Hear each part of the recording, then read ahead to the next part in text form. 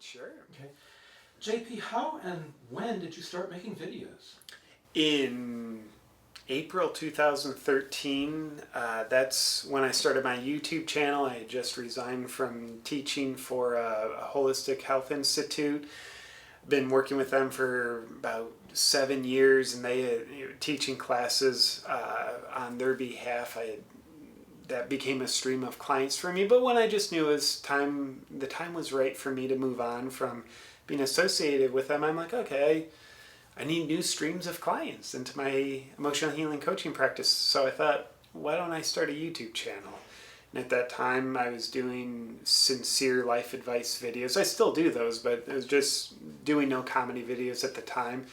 And I didn't really know how to make videos. So it's kind of like, well, I'm not going to let not knowing how to make videos stop me from making videos. So, of course, the most simple way, use my phone. And okay, now I got a video recorded. What do I do now? How do I upload it to YouTube or iMovie? So I'd have to actually, ironically, get on YouTube and, type in how to upload a movie from your phone to iMovie, then YouTube. So there's a lot of learning on the fly. How did you become interested in spirituality? That's a good question. When I was in my early 20s, I had a background in exercise and nutrition, which then got me interested in the ideas of emotional healing and spirituality, for the first time in my life. And honestly, my interest initially was formulated out of pure arrogance. I had this idea, like, I want to help other people heal emotionally and become more connected, the spiritual stuff, that's awesome. So let me go start taking courses and classes on how to do that because other people need it. Luckily for them, they have me. I'm strong and stable. I'm put together. I don't cry. It's actually probably been years since I cried, says my 21-year-old self. And then once I'll never forget, it was December 3rd, 2003. I took my first class with a beautiful person. He's become a friend, longtime mentor, a guy named John McMullen. This is a wise person. He's had I think it was 1980. He had a car accident, died, out-of-body experience, came back into his body, never the same, in a great way. So he's a very wise person. And he's someone who, I came with this big facade. I didn't know it was a facade. That's how good it was. Like, it convinced me. This big facade that I'm put together and I'm whole and healed inside. He doesn't see that. He just saw right through me. So the first afternoon of the first class I took with him, December 3rd, 2003, I was in tears. It was exactly what I needed. It was not what I wanted, but that was food for my soul. So what got me there was the arrogance of, I want to help other people. Once I was there, I realized I want to help other people because that's really what I need. I need healing in my heart. I'm so emotionally disconnected, so emotionally hurt, but I've just been numb to it for all these years, so I had no idea. So I started to realize, wow, my need for emotional healing, spiritual connection, and a sense of meaning in life, I've just been projecting that onto other people. So I think that's ultimately what got me interested in the spiritual realm, my need for it. JP, did you go to college? For a few months before I skipped all my classes enough to realize I should just hit the eject button. What turned you off about college? I would say no sense of meaning to it. I've always had the ability to have an inability to learn about things that I don't feel a purpose in. So when I was younger, high school, and then that 1 year of college, actually a few months of college I went to, it was unnerving. I felt very insecure, like, okay, if the teacher is teaching about this weird math stuff that I don't understand, how will this serve a purpose for me? I would just shut down. Like, I can't learn about it. And that would scare me. It's like, how am I going to function in life? I'm an 18-year-old kid, and I think I can't learn things. So I didn't know what I wanted. I just learned college isn't what I wanted. I felt no meaning, no purpose to it. And it scared me to admit that because it's like I'm jumping off a cliff, like I'm leaving college, but I don't know what I'm moving towards. It was just a step into the mystery. When did you start feeling comfortable in this new direction that you were taking? Comfortable is an interesting word. College was uncomfortable for you. Yeah, it a little bit of both, to be honest with you. It was uncomfortable in the best sense of the term, because like, yeah, it's so uncomfortable doing this thing that has no meaning. And it was comfortable in the sense of it's what mom and dad wanted me to do. It's kind of, well, society says you should go to college. So there was that walking into the family value system, and I think this is what I do to get approval. So there was both. And then when did the comfort then come about? I would say probably not for another, I want to say 8 years. Wow. I mean, I definitely started to taste a sense of comfort in the sense of like, okay, once I started to study with these alternative institutions, like, okay, now I'm tasting meaning for the first time in my life, and my ability to learn about things like I've never been so lit up about learning, the human heart and human health. So that was definitely comfortable, tastes of comfort, but there was huge insecurities that I carried, I think, until, my mid-late 20s. And I would still carry plenty of insecurities. And I would still say here I am, I think I'm 35 years old now. Emotional maturity of about 9. But chronologically 35. And to me, it's important to not let myself just be comfortable. Yes, I have comfort in my life, and to me it's also important to deliberately step into the uncomfortable realms as well. Your work is about, how can I put it, examining spirituality in kind of a new way. You've kind of internalized the things that you didn't like about spirituality in such a way so that people can find humor in it?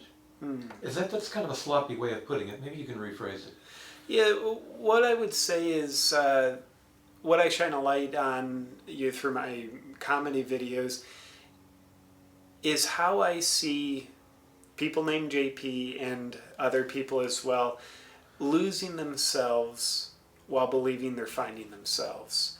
I think the path that we take to find ourselves can eventually become the path that we lose ourselves on. And it's tricky to notice once we start losing ourselves on a path, because last year or 10 years ago or last month, that was the exact thing that helped us find ourselves. So, it's kind of like if you're driving into San Francisco, the road that takes you there will also take you out of town if you keep driving on it past the point that it serves you well. So my purpose is not at all to say spirituality disconnects people from themselves. It's a bad thing. No, I think a spiritual life is a very important thing. But what cultivates that spiritual life deserves examination. And what we think cultivates our spiritual life deserves examination. Is it really cultivating our spiritual life? If so, wonderful. And if not, maybe we can do our best to challenge ourselves to become unattached to what worked for us last year, so we can find a way that serves us better in the present moment. And I think sometimes that takes the shape of, at times, changing our spiritual practices, at times changing our spiritual beliefs, and other times none of that changes, but our why changes. Why am I practicing this form of meditation? Why am I practicing yoga? Why am I practicing this nutritional philosophy? I always think why we do what we do is more important than what we do. And when I look at my life, why I got into meditation, why I got into my other spiritual practices, looking back is like, yeah, my ego wanted a sense of significance. And I think there was benefit beyond that, definitely. But my why was I want to be significant. I want to be superior to the unconscious people. I want to belong to this group of people that I learned to know in my community. I think they're the cool ones, and the Pledge of Allegiance to belong is you do meditation, you do mandalas and all these things. And after a while, it's like I'm not served by that why anymore. It's expired, and I think it's a beautiful thing to let the leaves fall and decompose. I think it's kind of like almost disrespecting the laws of nature to try and hold on to that which needs to fall away. So I've certainly had to redefine my why often with why I do what I do. Yeah. JP, are you seeking anything spiritually? That's a good question. I think so. I don't know if I am. All I know is that I think I am. And I think spiritually what I believe I'm seeking is a sense of connection to that which I would call something greater than myself. And I know intellectually, like, it's all oneness, and yeah, I do believe that's true. But through a sense perception, that which I experience to be greater than myself, I want to be connected to that. I also want to do my best to allow what wants to live through me to come through me. How do you know there's something greater than yourself? Yeah, I don't know with any level of certainty. All I have is curiosity. I am very curious, and I know I believe there's something greater than myself, but I definitely don't know it. But I do know I'm very curious about what is greater than me. And yeah, I do believe there's something greater than me, and what if that's true? What if that's not? On your website, I think I found a quote by Jung, and it's not an exact recitation of it. It's something like, enlightenment is found by exposing the darkness in ourselves. Yeah. How do you relate to that in your own life? Yeah. To me, it's making friends with my shadow. And what I call my shadow, it's not bad things about me, evil things. What the word shadow self represents to me is that which I don't know about myself. And I think there's far more that we don't know about ourselves compared to that which we do know about ourselves. So it's discovering my undiscovered self. And I think a lot of my undiscovered self are the parts of my personality, the aspects of all these different dimensions of me that I probably don't have a sophisticated enough vocabulary to put words on. But I do believe my undiscovered self is mostly comprised of the parts of me that an aspect of me, my ego, judges to be unacceptable. So I live in a relationship where my ego doesn't accept what it judges to be unacceptable about me. And there's a beautiful author, he's actually a Jungian analyst, his name is James Hollis, and he talks about how it's easy to love the parts of us that feel lovable, but what real unconditional love is learning how to love the parts of us that feel unlovable, learning how to accept the parts of us that feel unacceptable. And when I can stumble along doing my best to even accept the parts of me that genuinely feel unacceptable, to me that's making friends with my shadow. And I think becoming friends with my shadow, becoming aware of that about myself I was unaware of because it doesn't feel acceptable, to me that's shining the light on the darkness. Can you give me an example of this darkness?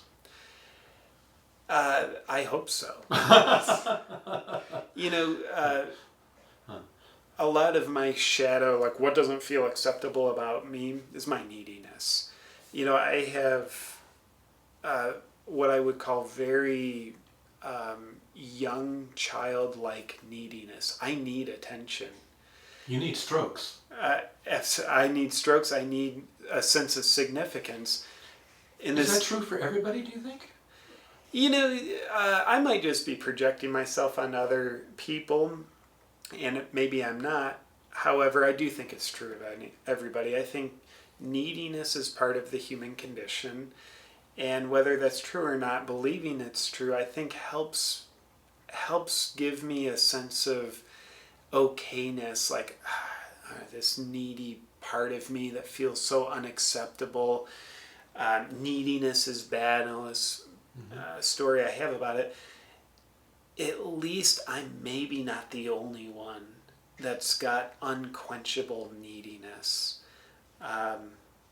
So if I can see it in other people, or at least hallucinate it in other people, then it helps give me a little bit more permission to own, like, yeah, I'm needy.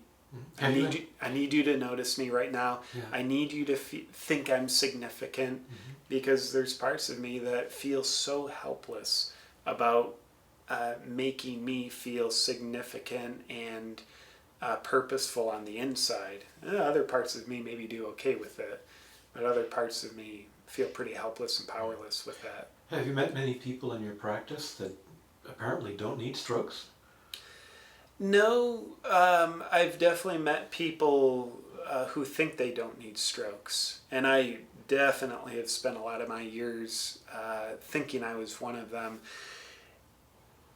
And looking at those people, and the ones named JP as well, what I see when someone says, no, I don't need strokes, I'm not needy, what I really hear that person saying is, I'm so needy that I have the need to not be needy, because my ego assigns a level of significance to the idea of not being needy.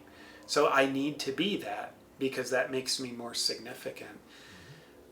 So that, that's the way I see it. I think neediness makes us vulnerable, and I think being vulnerable makes us a human being, and I think being a human being is a pretty damn purposeful part of the human experience. Do you feel that laughter can take us away from certain restrictions involved with our conception of being an adult? I would say the best case scenario is yes. It helps bring us out of the seriousness of being an adult. It helps us reconnect with our childlike nature. I think it was Picasso who said it takes a long time to become young. And I love that. I mean, a lot of us were little people, but not many of us experienced a full-blown childhood. Meaning, at least in my life, I hurried up and did my best to grow up.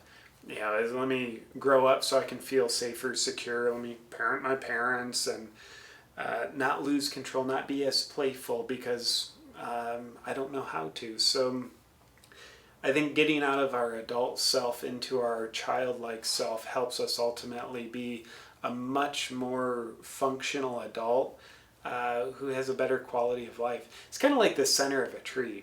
I love inner child metaphors, and I look at nature. It's like inside of a tree is all of the ages that the tree ever was. You cut a tree down, which don't recommend cutting trees down, but if you cut a tree down, how if there's 30 rings, that tree's 30 years old.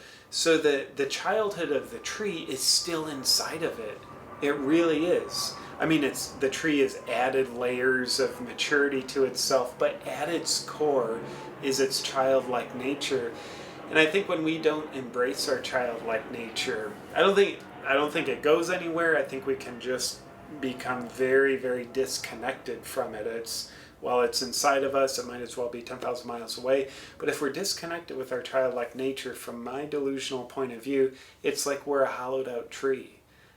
We don't have the core of our childhood inside of us, which to me is the backbone that the rest of our life should stem from.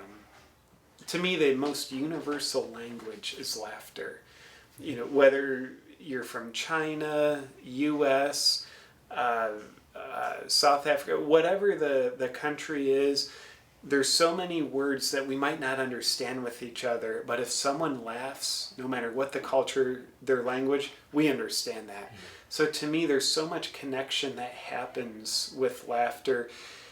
And I see that on the outside, and I also think it's more impactful on the inside. I think there's a lot of parts of our psyches and our human hearts that we're disconnected from. And I think that kind of separation is the cause of a lot of suffering within our lives. So if we can look at a part of us that we take seriously, and maybe we reject things about ourselves because, well, that's unacceptable. But if we can learn to laugh with that part of us, not out of a sense of shaming, belittlement, or bullying, but out of a sense of compassion and playfulness, then to me, I would say that that alchemist of humor can become an actual healing connective force. At least that's my delusional point of view. I think you've written a book, How to Be Ultra Spiritual, 13 Steps to Spiritual Superiority. Was writing a book comfortable for you? No, it was exciting, thrilling, scary, intimidating, creatively inspiring, but comfort wasn't really a part of that.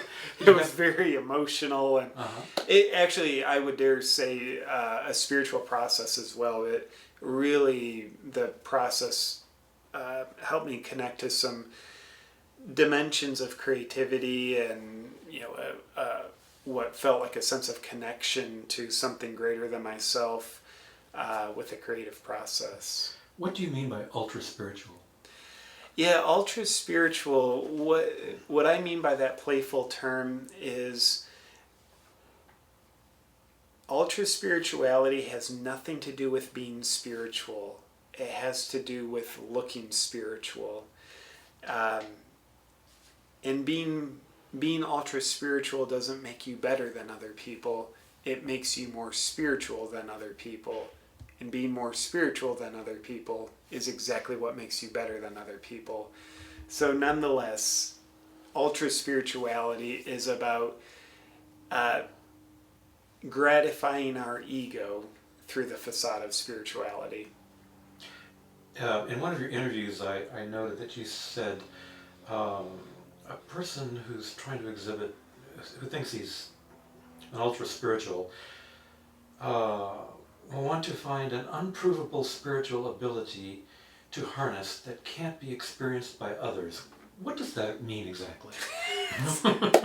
I think I know what it means, but I want to hear it from you. Yeah, it means when someone has essentially the need to tell other people about a spiritual ability that they have that's so abstract it can't be witnessed by the five senses. I tap into creative realms. I astral travel. I sometimes levitate when nobody's looking. I can intuitively connect with someone across the world, and apparently I have a deep need to tell you about it. And of course, all these things that aren't provable, yet at the same time, a person isn't just called to do these things, but they're called to tell a lot of other people about them. Mm-hmm. How do you see yourself now? I mean, these videos are relatively recent, and it seems to me like you've come into your own as a very unique individual who can help others.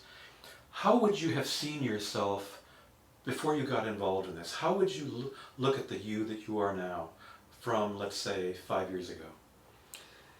Let's take it back further. You were in college. You were disillusioned with that.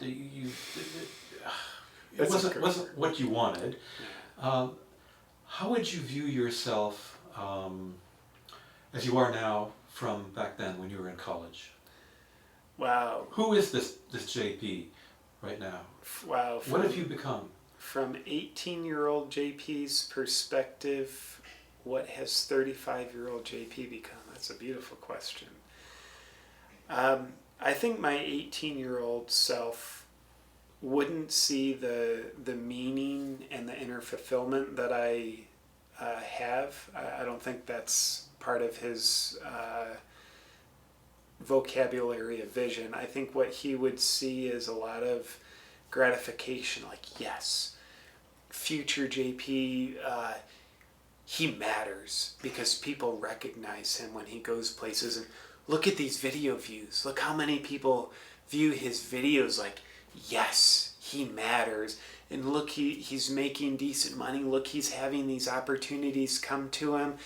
A lot of people want a piece of his time, attention, creativity.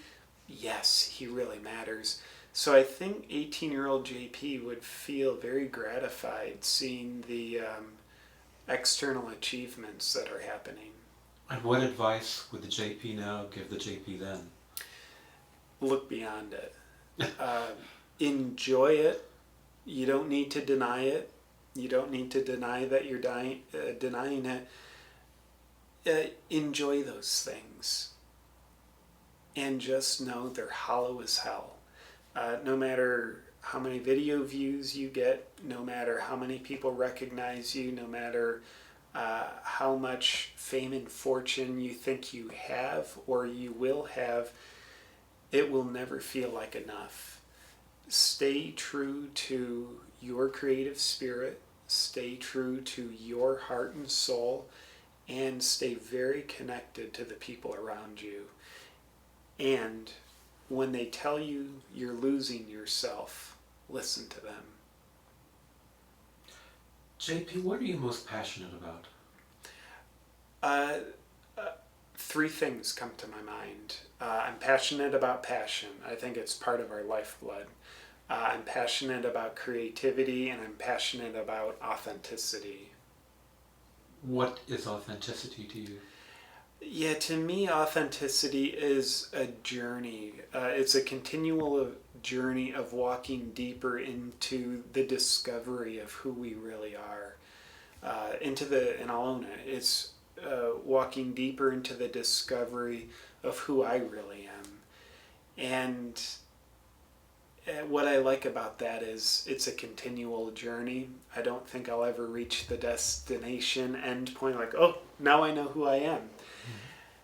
And what I like least about it is it's a journey. I don't think I can ever reach an end point where it says, okay, now I fully am connected with who I am and I know exactly who I am. I know I get delusional at times and think I know exactly who I am. And while I think each step on my journey of authenticity lands me in a truer version of me than what I knew before, I still think there's truer versions of me to always step into. Yeah. JP, I've asked you a number of questions in this interview. I'm wondering, what is an important question that you would ask yourself? Oh, yeah. What are you most afraid of? What are you most afraid of? It's a good question. Such an enlightened question now. Losing myself. Losing myself to external achievements and the addiction to external achievements. Losing myself to that is scary as hell to me. What about the satisfaction that comes with external achievements? Is that also kind of a poison or a hypnotic distraction? Yeah, the satisfaction, or what I would call the temporary gratification that comes with, oh wow, here's this achievement, and it feels great, and that's part of what scares me. It's kind of like, oh, that's the drug going into my veins, and yes, it feels good for a few minutes usually, and because it feels so good, that's part of what scares me about it. And I hope I can stay scared about that. If I'm standing on the edge of a cliff, I'd rather be afraid of what would happen if I fall off. So I won't at all be delusional enough to say that I won't lose myself or I haven't already, but I will say it feels very healthy to have a bit of a check on my ego, to be afraid of what it would mean to me to lose myself and betray my heart and betray my soul. That would be very scary to me. So JP, with that in mind, where would you like to see yourself in 15 or 20 years? Or does that matter? Yes and no. what matters to me about 15 or 20 years, I'd like to be more connected with creativity. I mean, I really enjoy the creativity I have in my life. Yes, there's some external gratification with it, and I'd be lying if I didn't say there's a lot of inner fulfillment with it. There is a lot. And I know there's deeper creativity. And when I say creativity, I think creativity is really the cup of communion that I drink in order to get a spiritual connection. I think creativity is a connecting force to whatever's beyond us, what I would call the spiritual realms. So I'd like to get more intimate with that. And what doesn't matter to me, at least right now, is what form that takes.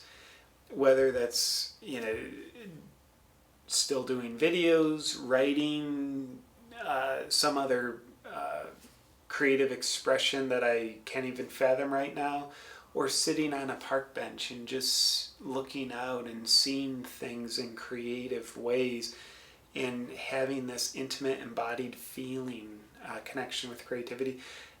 I don't care how it really expresses itself. I just care that I'm true to the creative spirit and that I'm getting more connected to myself.